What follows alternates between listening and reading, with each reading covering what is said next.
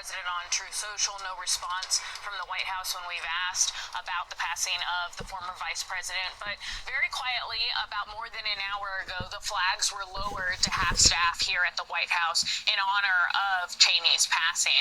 And as you noted, Vice President Dick Cheney broke with President Trump, broke with his party, even before he endorsed Kamala Harris in the 2024 election, when he cut an ad for his daughter, Liz Cheney, when she was running again for the House of Representatives. And he called President Trump at the time a coward. He said that a man wouldn't lie to his supporters and that President Trump lost the 2020 election and he lost it big. And so that was when Dick Cheney, as well as his daughter, Liz Cheney, broke from President Trump, was in the aftermath of the January 6th election and due to the president's repeated lies about the 2020 election being stolen, Anna.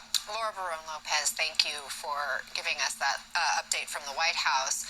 Jonathan, he served as vice president most notably, but he spent decades in Washington. He was a congressman. He was the defense secretary at one point. In another administration, he was a White House chief of staff. How influential was Cheney when it comes to modern-day politics and the modern-day Republican Party? Well, enormously influential. So we've heard that he was the most powerful vice president in American history, but he was actually more powerful and influential than many presidents. Former Vice President Dan Quayle defined him as a co-president to George W. Bush, at least in that first term. And for those people who are, younger generations, they don't know what you're talking about. Why do people see him as a co-president? Well, he had so much experience in Washington. So, that shot of Nixon leaving in 1974 when he resigned, Cheney was on the White House lawn at that point. He was working in the White House. Then he became chief of staff to Gerald Ford. And and then served in Congress for 10 years. And George W. Bush was a governor. He knew a little bit from his father, but not very much about governing. So when he became president in 2001, he leaned heavily on Dick Cheney. And basically, between the two of them, they spent $3.5 trillion, $2 trillion on these forever wars in Iraq and Afghanistan, and $1.5 trillion on these tax cuts that took us from a balanced budget, which Bill Clinton left them with, to us being in a deep hole on the deficit. And by the way, Cheney famously said at one point, quote, "deficits don't matter." So both on the national security side and on the domestic side, this was a tremendously influential person over 50 years in American public life. When you talked about the forever wars and how Cheney really led this war on terror, drove American troops into the Middle East in part, and really pushed that narrative of weapons of mass destruction, which turned out to not be accurate. Correct. How do you think his legacy will be defined by that controversy specifically? Well, I think it will be in large part defined by that. And, there were a lot of Republicans who felt that he lied to them when he said that, that he was sure that Saddam Hussein had not just had weapons of mass destruction, but that he had been working with Al-Qaeda. There was no evidence of this. So basically what Bush and Cheney did is they got us into a war that cost close to 5,000 American lives and did tremendous damage. And pretty much everybody now agrees that people like me who supported the war at the time were wrong.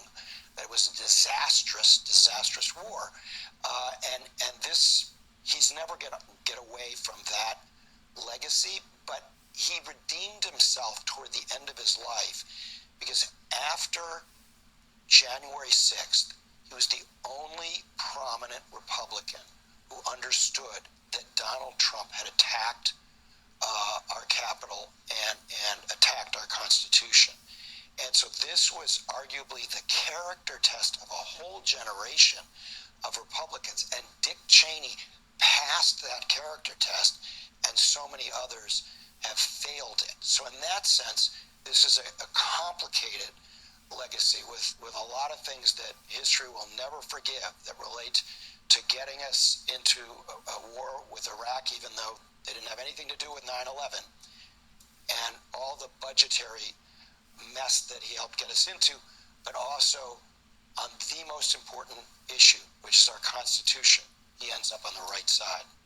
Well, Jonathan Alter, thank you so much for laying it all out there for us. Yeah, thanks, Anna. You did it in a really, really nice, poignant way.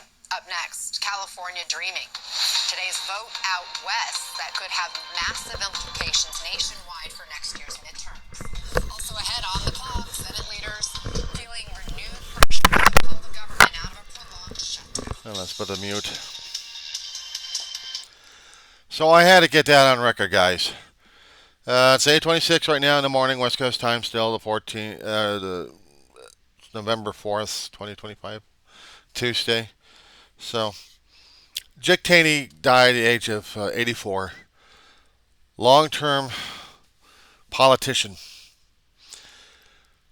loved and feared by both sides.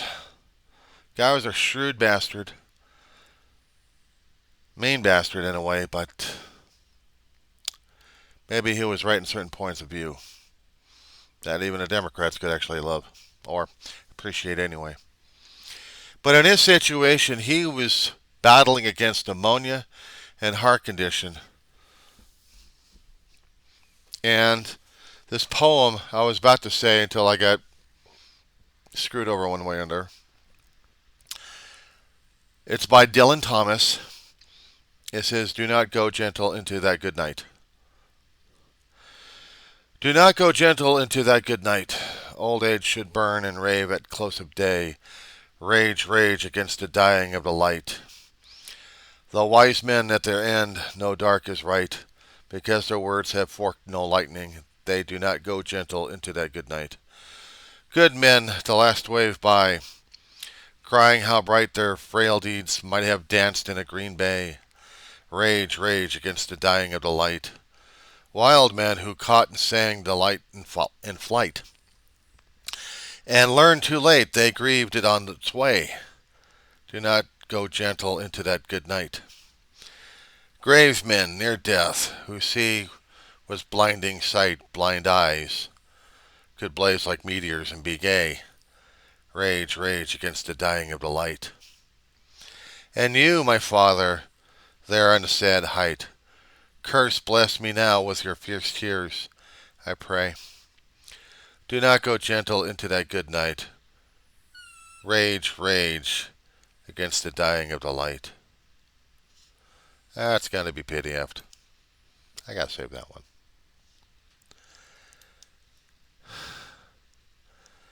He fought a good fight.